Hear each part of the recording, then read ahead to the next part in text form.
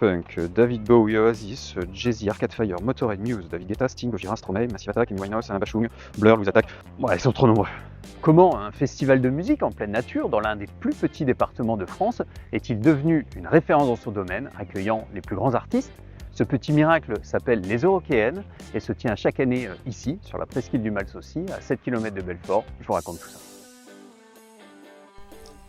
À la fin des années 1980, le département du territoire de Belfort et son président Christian Proust ont la volonté de mobiliser la jeunesse et de valoriser un territoire méconnu et à l'image un peu terne. Ils ont l'idée d'organiser un événement musical en plein air dans le cadre des célébrations du bicentenaire de la Révolution française.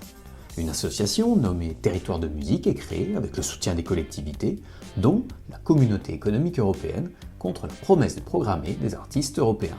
D'où le nom d'Eurockéennes, même si la première édition s'appelle le Festival du Ballon. Car l'événement est prévu au Ballon d'Alsace. Mais cela entraîne des protestations car le massif vosgien accueille le Grand Tétras, un coq de bruyère qui devient stérile s'il est exposé au bruit.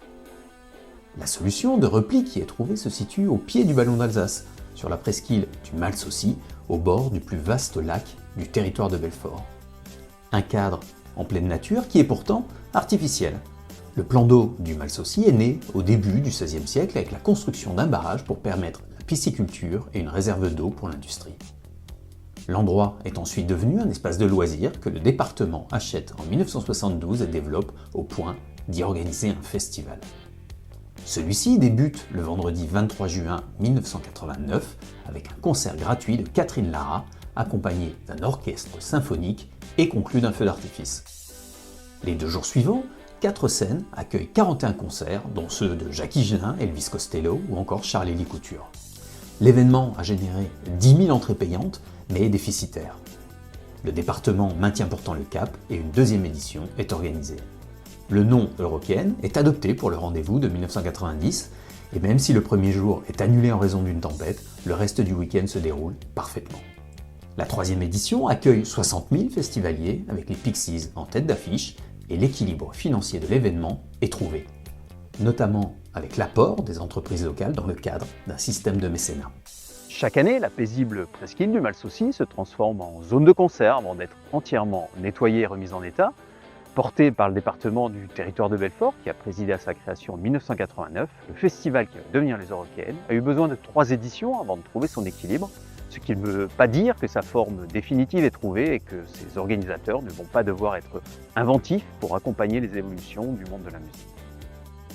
Dans les années 1990, la fréquentation des Euroc ne cesse de progresser, tandis que le rendez-vous est fixé au premier week-end de juillet, soit au début des vacances scolaires et après les résultats du baccalauréat, donnant au festival un aspect initiatique pour les jeunes du Nord-Franche-Comté. Alors que les Eurockéennes prennent une dimension internationale, s'ouvrent à tous les styles musicaux, il devient le 2e plus grand festival européen à la fin des années 1990. Mais une petite folie des grandeurs manque de lui être fatale. En 1999, pour fêter ses 10 ans, le festival se tient sur 4 jours avec Metallica en tête d'affiche. Les 100 000 spectateurs espérés ne sont pas au rendez-vous, ce qui entraîne un déficit. Le festival redresse la barre des 2000 grâce à la programmation d'Oasis, mais il doit se repenser alors que la concurrence est de plus en plus forte. Les maisons de disques, face aux pertes liées au piratage numérique, investissent dans des festivals qui se multiplient et font monter les enchères pour les superstars. L'association Territoire de musique, qui évolue avec la promotion de Jean-Paul Roland comme directeur et de Kem comme programmateur, refuse cette surenchère et trouve une autre voie. Les Euroc associent des valeurs sûres à la découverte de talents tout en devenant un festival militant qui s'investit dans le respect de l'environnement, le développement durable, l'inclusivité ou les actions citoyennes. Depuis plus de 35 ans, le festival a évolué, tracé son chemin, proposant chaque année une affiche originale et résistant à toutes les tempêtes, au figuré comme avec les 2 ans d'arrêt pour cause de Covid, ou au propre avec des événements météorologiques parfois violents ou tout simplement de la pluie avec des festivaliers couverts de boue ou cachés sous des abris de fortune. Le succès des Euroc a ouvert la voie aux grands festivals français de plein air comme les Vieilles Charrues ou le Hellfest, des Eurockéennes qui répondent plus que jamais à ce qui lui avait été assigné, offrir à des centaines de milliers de personnes un magnifique événement et changer l'image du territoire de Belfort. Elles font désormais partie de son patrimoine local, comme le Lion de Bartholdi, la citadelle Vauban de Belfort, la ceinture de Fort, Alstom ou le ballon d'Alsace. Mais ça, ce sont d'autres histoires que nous aurons explorées. Abonnez-vous pour découvrir d'autres lieux, personnes et événements du Nord-Franche-Comté.